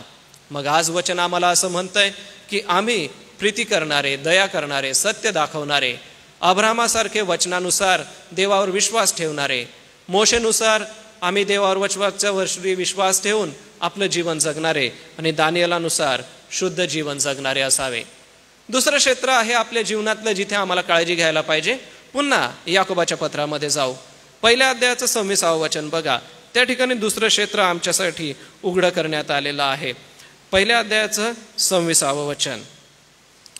आपण धर्माचरण करणारे आहोत असे कोणाला वाटत असेल व तो आपल्या जिभेला आळा घालीत नसेल आणि आपल्या मनाची फसवणूक करून घेत असेल तर त्याचे धर्माचरण व्यर्थ आहे. गंभीर गोष्ट आहे, फारच गंभीर गोष्ट. याकोब जिभेबद्दल फार स्पष्टपणे बोलतो आणि दैनंदिन जीवनातल्या गोष्टी तो आम्हाला सांगतो. वचन असं म्हणतं धर्माचरण करणारे आहोत असं प्रत्येकाला वाटतं. मग धर्माचरण म्हणजे नेमकं काय? दररोज प्रार्थना करणे, दररोज पवित्र शास्त्र वाचणे, दररोज देवाच्या मंदिरी जाणे किंवा दररोज देवाच्या प्रियजनांना भेटणे. धर्माचरणाची आपल्या प्रत्येकाची व्याख्या वेगळी वेगळी असू शकते. धर्माचरणाची प्रत्येकाची प्रॅक्टिस वेगळी वेगळी असू शकते. परंतु धर्माचरण करणारे आहोत, परंतु जर जिभेला आळा नाही तर मग फसवले जाल. कारण वचन असं म्हणतं की वाटत असेल आणि आपल्या जिभेला आळा घालत नसेल आणि आपल्या मनाची फसवणूक करणं. बघा, दोन गोष्टी आहे. जिभेला आळा नसणं आणि मनाची फसवणूक करून घेणं. ह्या सगळ्या गोष्टी तुमच्या धार्मिक जीवनाला खाली पाडून टाकतात किंवा उद्ध्वस्त करतात. फक्त जीभच अशी एक गोष्ट आहे, जिभेच्या द्वारेच आमच्या सर्व धार्मिक जीवनाला गुंडाळून ठेवलं जाऊ शकतं. जिभेला आळा नाही तर आमचं धर्माचरण फार व्यर्थ आहे. दावीद राजा फार सुंदर गोष्ट देवाकडे मागतो, प्रार्थना करतो तो, मग माझ्या जिभेवरती देवा तू नियंत्रण ठेव. आणि त्याची प्रार्थना बघा, स्तोत्र 141 आणि वचन 3 मध्ये आहे. तो देवाकडे ही प्रार्थना करतो, माझ्या वाणीचं द्वार तू सांभाळ. 141च्या 3 वचनामध्ये, हे परमेश्वरा माझ्या मुखावर पहारा ठेव, माझ्या वाणीचे द्वार सांभाळ. ही प्रार्थना आहे दाविदाची आणि ही प्रार्थना तो देवासमोर करतोय. बघा वचन 1, दाविदाचं स्तोत्र, हे परमेश्वरा मी तुझा धावा करतो. आणि काय धावा करत आहे की माझ्या मुखावर पहारा ठेव, माझ्या जिभेवर पहारा ठेव. आज प्रार्थनेसाठी आपले विषय काय असतात? माझ्या मुलांसाठी, माझ्या आरोग्यासाठी, माझ्या प्रियजनांसाठी, माझ्या आईवडिलांसाठी, माझ्या लोकांसाठी, माझ्यासाठी. परंतु वैयक्तिक आपण कधी हा विचार केला की अशीही प्रार्थना करायला पाहिजे की परमेश्वरा माझ्या तोंडावरती तुझं नियंत्रण असू दे. ज्या दिवशी आम्ही आमच्या जिभेला आळा घालत नाही, आपल्या मनाला फसवत राहतो, तर देवाच्या दृष्टीने स्वतः फसले जातो. जिभेच्या द्वारे आम्हाला फार गोष्टी अवघड करता येतात आणि जिभेच्या द्वारे आम्हाला गोष्टी सोप्या सुद्धा करता येतात. आम्ही प्रार्थना केली पाहिजे की परमेश्वरा माझ्या वाणीचं द्वार तू सांभाळ आणि माझ्या मुखावरती तुझा पहारा असू दे, माझं वाणीचं द्वार तू सांभाळ. सोबतच स्तोत्र 19 वचन 14, माझ्या तोंडचे शब्द आणि माझ्या मनचे विचार तुला मान्य असोत, असं स्तोत्र 19 आणि वचन 14 म्हणतं. प्रियजन हो, काय ही त्याची प्रार्थना की माझ्या तोंडचे शब्द आणि माझ्या मनचे विचार तुला मान्य असोत. का त्याने ही प्रार्थना केली? कारण त्याला हे माहिती होतं की मी जर माझ्या वाणीच्या द्वारे तिला आळा घातला नाही, योग्य शब्द मी वापरले नाही, उच्चारले नाही, तर देवाच्या दृष्टीने मी योग्य नाही आहे. आज आपलं धार्मिक जीवन खूप चांगलं असेल, आपल्याला वैयक्तिक रीतीने वाटत असेल की मी खूप चांगलं धार्मिक जीवन जगत आहे, सगळ्या गोष्टी आपण करतो, पण जर जिभेवर नियंत्रण ठेवत नाही तर आपलं उपवास करणं, प्रार्थना करणं, दानधर्म देणं, या सगळ्या गोष्टी अगदी गौण बाजूला ठेवल्या जातात. आम्हाला त्या करायच्या आहे, आमच्या ख्रिस्ती जीवनाला उपयोगी आहे, पण ते सगळं करून जर जिभेवरच आळा नाही तर मग त्याला काय लाभ? पुन्हा याकोबाच्या पत्रामध्ये पहिल्या अध्यायाकडे 26व्या वचनाकडे जा आणि बघा, त्यामध्ये स्पष्ट काय म्हटलेलं आहे. आपण धर्माचरण करणारे आहोत असे कोणाला वाटत असेल व तो आपल्या जिभेला आळा घालत नसेल. धर्माचरणामध्ये अनेक गोष्टी येतात, परंतु जर आपल्या जिभेला आळा नाही तर स्वतःची फसवणूक आहे प्रियांनो. एवढंच नाही तर एवढीच गोष्ट इथं थांबत नाही, तर या बाबतीत फार गंभीर इशारा मत्तई 12:36 मध्ये दिलेला आहे. आणि हा गंभीर इशारा प्रत्येक विश्वासणाऱ्याने फार खबरदारीने घेतला पाहिजे.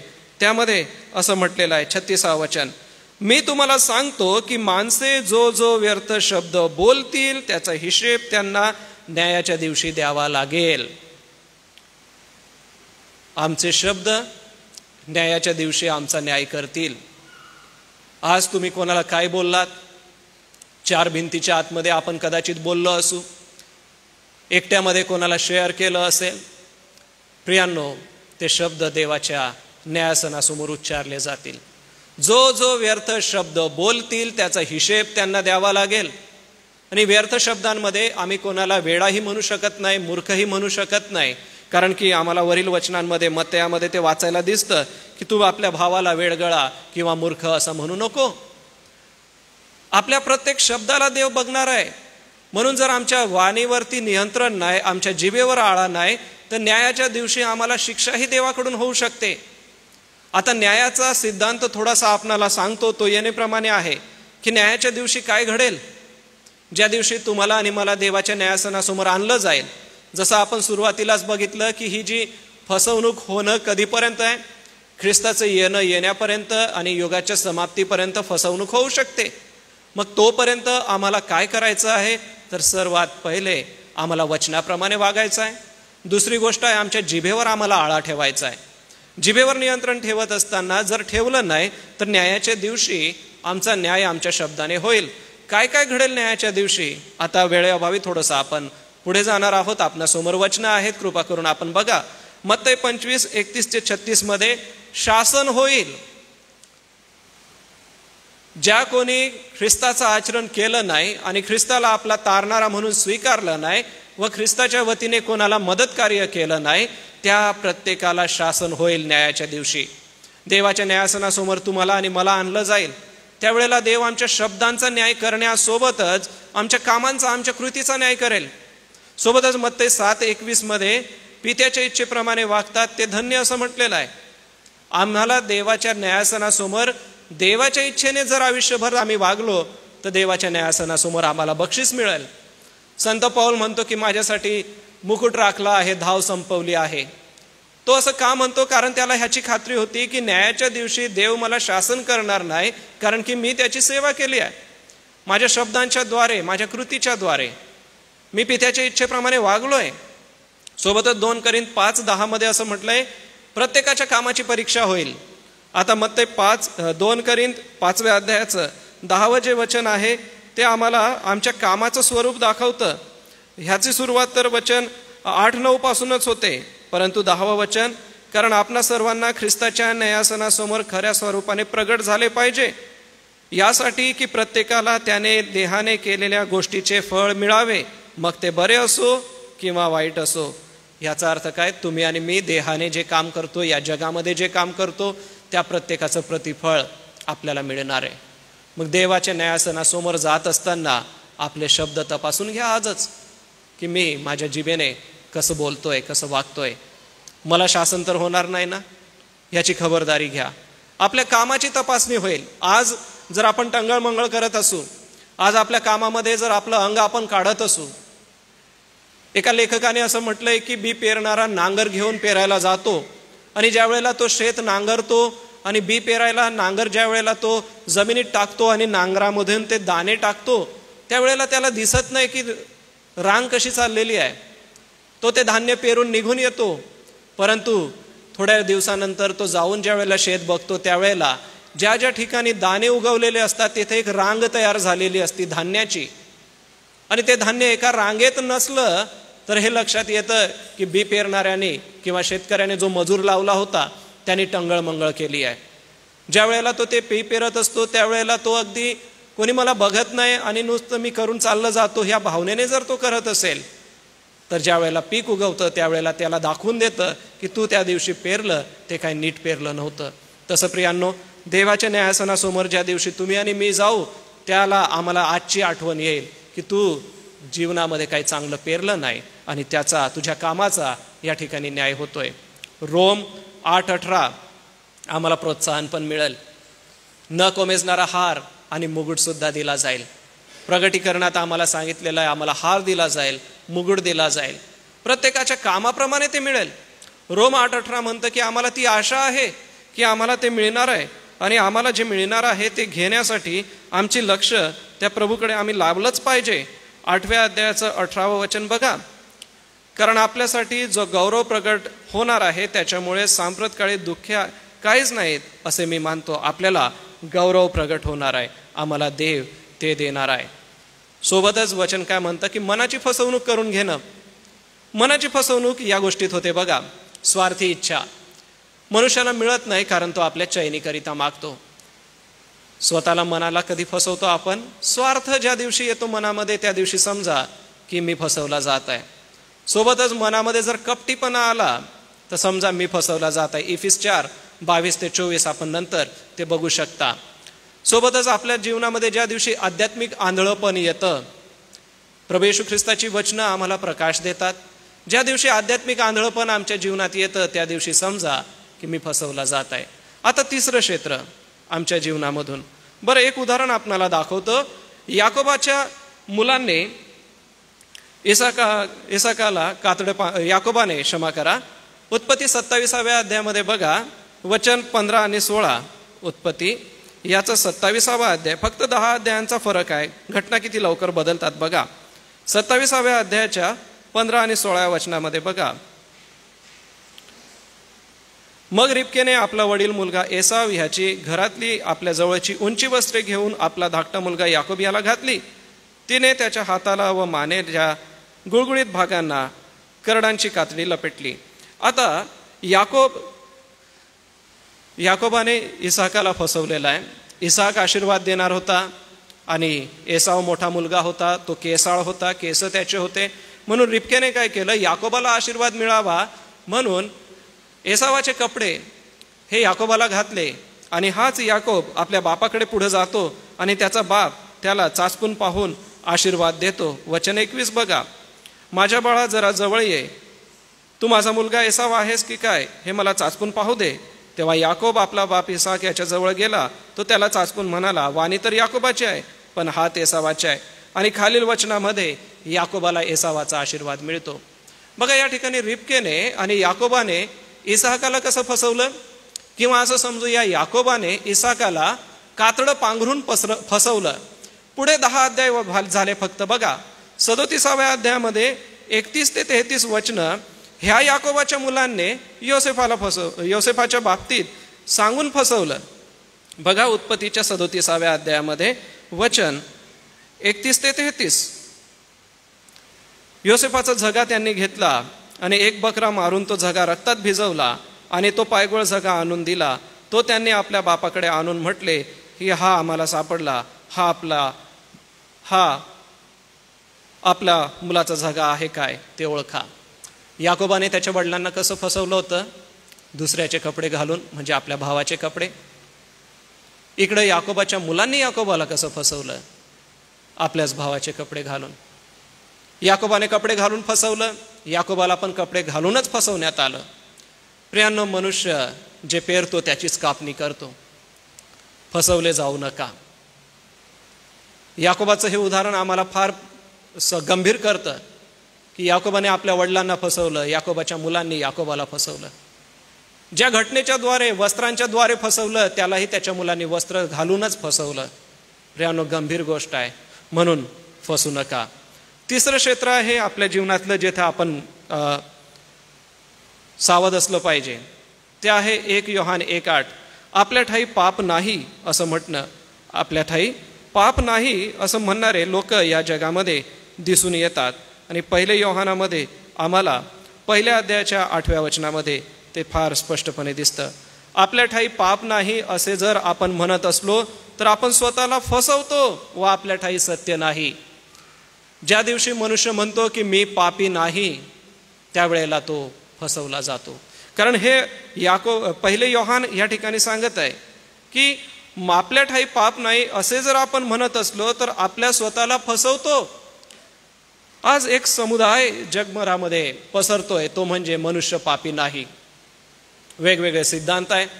आता आपल्याला इतका वेळ नाही तेवढं सगळं समजून घ्यायला, परंतु सोप्या शब्दात आपल्याला हेच सांगतो की मनुष्य जन्मताच पापी आहे. स्तोत्र 51:5 मध्ये स्तोत्रकर्ता दावीद राजा म्हणतो की मी जन्माचाच पापी आहे, माझ्या आईने गर्भधारण केले तेव्हाचाच मी पातकी आहे. मनुष्य मात्र जो जन्मास येतो तो प्रत्येक पापाच्या बंधनानेच जन्माला येतो आणि या पापाच्या बंधनातून आम्हाला ख्रिस्त सोडवतो. पापाचा सिद्धांत असा आहे की पाप म्हणजे स्वइच्छेचा भंग, स्वतःने देवाची इच्छा मोडणे. ज्या दिवशी आपण स्वइच्छेने देवाची आज्ञा मोडतो त्या दिवशी आपण पाप करत असतो. ही 3 वचनं मी मागील दिवसांमध्ये आपल्याकडून पाठ करून घेतली होती. रोम 3:23, रोम 6:23 आणि योहान 3:16. 3 क्षेत्र आहे जीवनामध्ये पापाचे. पापाचा दंड आहे, पापाची सत्ता आहे आणि पापाचं सानिध्य आहे. हे बाप्तिस्मा वर्गामध्ये आम्ही विद्यार्थ्यांना शिकवतो की पाप नेमकं काय आहे. पाप म्हणजे स्वतःच्या इच्छेने आज्ञा मोडणं. पाप म्हणजे स्वतःच्या इच्छेने देवाला नाकारणं, देवाच्या गोष्टी नाकारणं. आणि ज्या दिवशी आपण देवाच्या गोष्टी इच्छा नाकारतो त्या दिवशी आमच्यावरती पापाचा दंड येतो. रोम 3:23, सर्वांनी पाप केलं आहे आणि ते देवाच्या गौरवाला उणे पडले आहेत. याचा अर्थ मनुष्य हा पापात जन्माला येतो, परंतु तो पापात मरता कामा नये. या पापामधून सोडवणारा एकच आहे, तो आहे प्रभू येशू ख्रिस्त. योहान 3:16. देवाने जगावर एवढी प्रीती केली की त्याने आपला एकुलता एक पुत्र दिला, यासाठी की जो कोणी त्याचवर विश्वास ठेवितो त्याचा नाश होऊ नये, तर त्याला सार्वकालिक जीवन प्राप्त व्हावे. प्रियानो, पापाच्या बंधनातून फक्त येशू ख्रिस्त सोडवू शकतो. आता याकोबाच्या पत्रामध्ये ही पूर्ण यादी दिलेली बघा. जर जमलं तर याकोबाचं पत्र 5वा अध्याय नजरेसमोर ठेवा आणि यामध्ये 13व्या वचनापासून आपल्याला पुढच्या गोष्टी वाचायला मिळतात की पापाची क्षमा होईल जर तुम्ही पाप कबूल केलं तर. देव असा नाही की तो आम्हाला क्षमा करणार नाही, नक्कीच देव आम्हाला क्षमा करेल. यासाठी एकमेकांजवळ पाप कबूल करा. याकोब 5वा अध्याय 13व्या वचनापासून बघा. काय आपण एकमेकांकडे पाप कबूल करायला पाहिजे का? आता या ठिकाणी फॉरगेटरीचा सिद्धांत येतो किंवा काही आमचे प्रिय बांधव याचकाकडे जाऊन सांगतात की मी अमुक केलेलं आहे आणि माझ्यासाठी तुम्ही मध्यस्थी करा. प्रियानो, त्यांनी हा संदर्भ या ठिकाणून घेतलेला दिसतो की आपण आपलं पाप एकमेकांजवळ कबूल करावं, परंतु ज्याच्याकडे आपण कबूल करता त्याने ते आपलं गुपित किंवा त्याने देवासमोर आणि तुमच्या समोर एवढंच ते ठेवावं. वचन म्हणतं 13-20 मध्ये आपली पातके एकमेकांजवळ कबूल करून एकमेकांसाठी प्रार्थना करा.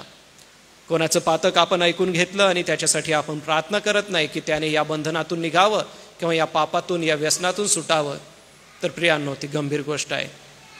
एवढंच नव्हे तर तुम्ही कोणा पापी व्यक्तीला त्याच्या पापापासून मागे फिरवलं तर त्याच्या पापाची जी रास आहे ती तुम्ही झाकून टाकता. म्हणून आज पाप आणि पश्चातापाबद्दल आम्ही उपदेश देतो. वचन 20, तर पापी माणसाला त्याच्या चुकलेल्या मार्गापासून जो फिरवतो तो त्याचा जीव मरणापासून वाचवेल व पापाची रास झाकेल, हे ध्यानात ठेवा. पापापासून, म्हणून आज प्रत्येकाला जर कोणी पापाच्या बंधनात आहे, देवाच्या दृष्टीने ही गोष्ट पापाची आहे, तर त्याला वैयक्तिक रीतीने जाऊन भेटा आणि हा याकोबाचा शास्त्रभाग वाचून दाखवा की स्वतःच्या मनाची फसवणूक करून घेऊ नको बंधू. कारण जर आपण एकमेकांकडे पाप कबूल केलं आणि प्रार्थना केली तर देव क्षमा करायला, पापाची रास झाकायला तयार आहे. पापाची रास म्हणजे छोटंसं पाप नाही, खूप सारी पाप, ती पण देव क्षमा करायला तयार आहे. म्हणून या क्षेत्राकडे बारकाईने लक्ष द्या. 4थं क्षेत्र आहे योहान 1:7 मध्ये देहाने येणारे येशूला कबूल न करणं. आता असंही एक समुदाय जगामध्ये उठलेला आहे, हे म्हणजे योहान 1:7. आता या ठिकाणी दुसरे योहान 1:7 आहे. त्याच्यामध्ये देहाने येणारे येशूला ज्या वेळेला आपण कबूल करत नाही तर आपण येशूला नाकारतो. येशूची वंशावळी येशूने दिलेली आहे, मत्तेयामध्ये वंशावळी आहे. जर येशूची वंशावळी देता आली नसती तर येशू देहाने आला नाही असं आपण म्हटलं असतं. येशूचा जन्माच्या वेळेस नावनिशी लिहिली गेली, त्याच्यावरून आपण म्हणतो येशू देहाने जन्माला आला. योसेफ आणि मरिया आपली नावनिशी लिहायला गेले बेथलेहेमला नासरेतहून, ह्याच्यावरून आपल्याला समजतं की येशू देहाने आला.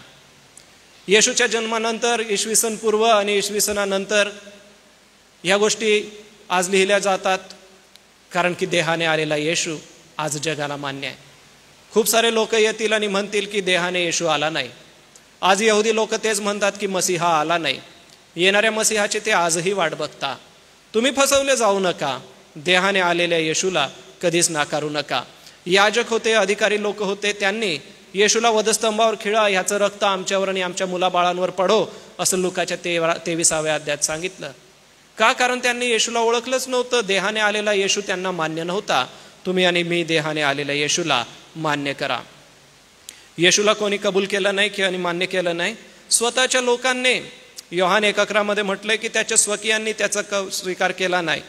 मत्तई 13:54-57 म्हणतं की नासरेतात त्याच्या गावी तो आला, त्याच्या गावच्या लोकांनी येशूला स्वीकारलं नाही. म्हणजे देह धरून आलेल्या येशूला त्यांनी स्वीकारलं नाही. श्रीमंत तरुणाने येशूला स्वीकारलं नाही. आज तुम्ही आणि मी येशूला स्वीकारलंय का? जर स्वीकारलं नसेल तर आजच स्वीकारा.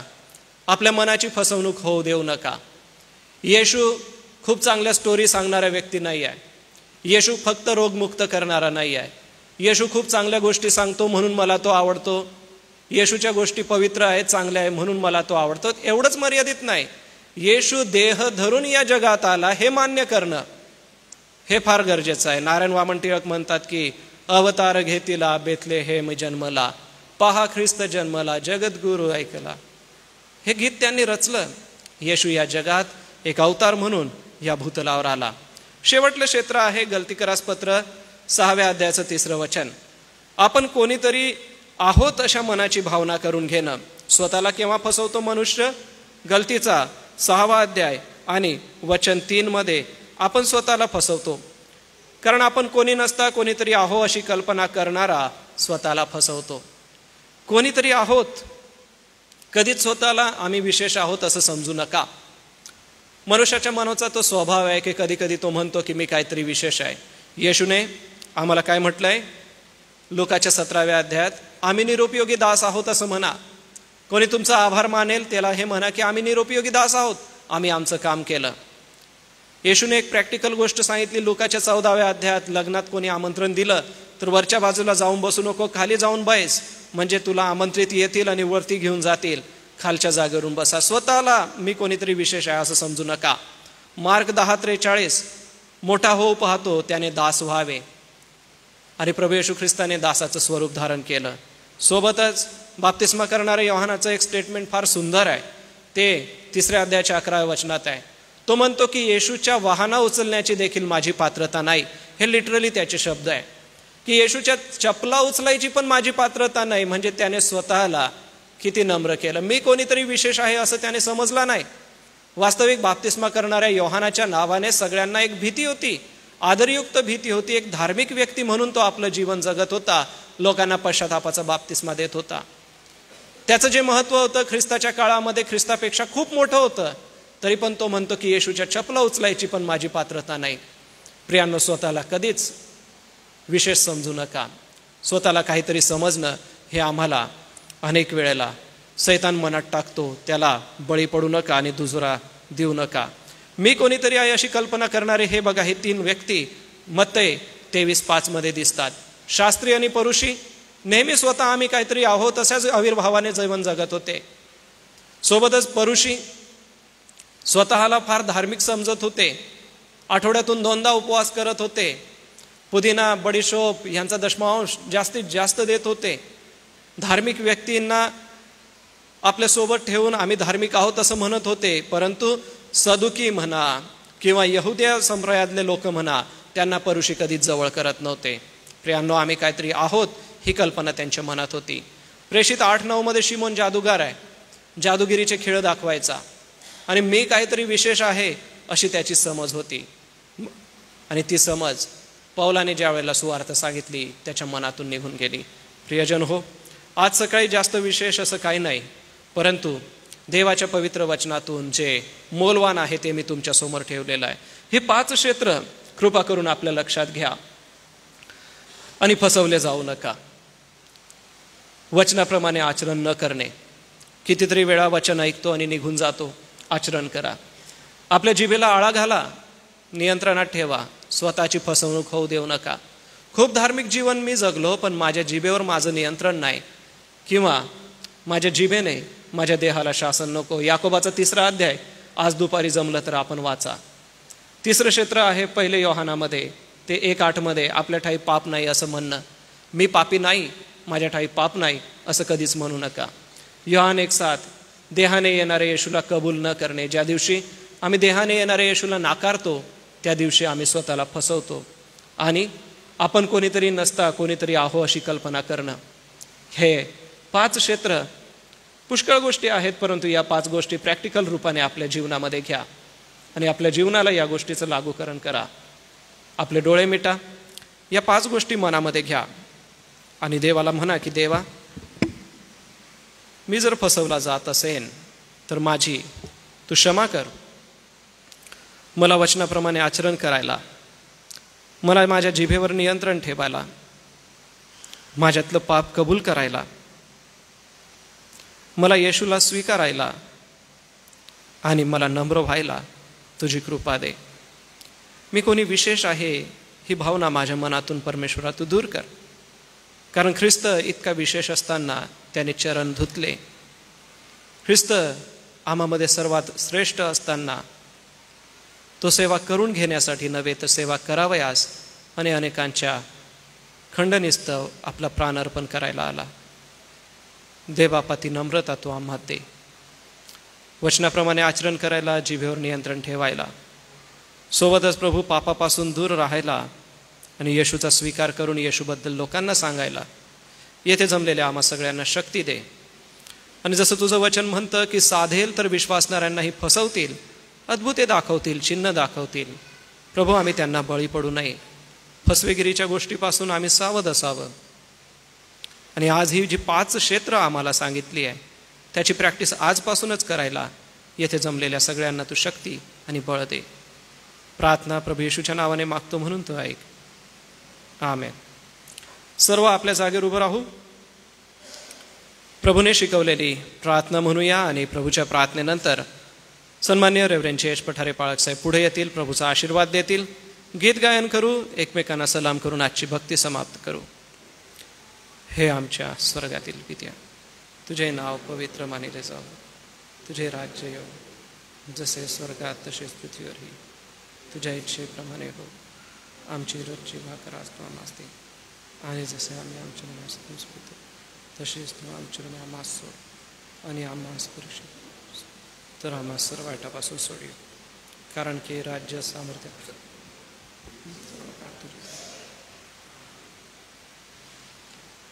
तर प्रियजन हो, ह्या गोष्टी तुम्हाला पूर्वीपासून कळत आहेत, म्हणून तुम्ही अनित्यमान लोकांच्या भ्रांती प्रवाहात सापडून आपल्या स्थिरतेतून ढळू नये यासाठी जपून राहा.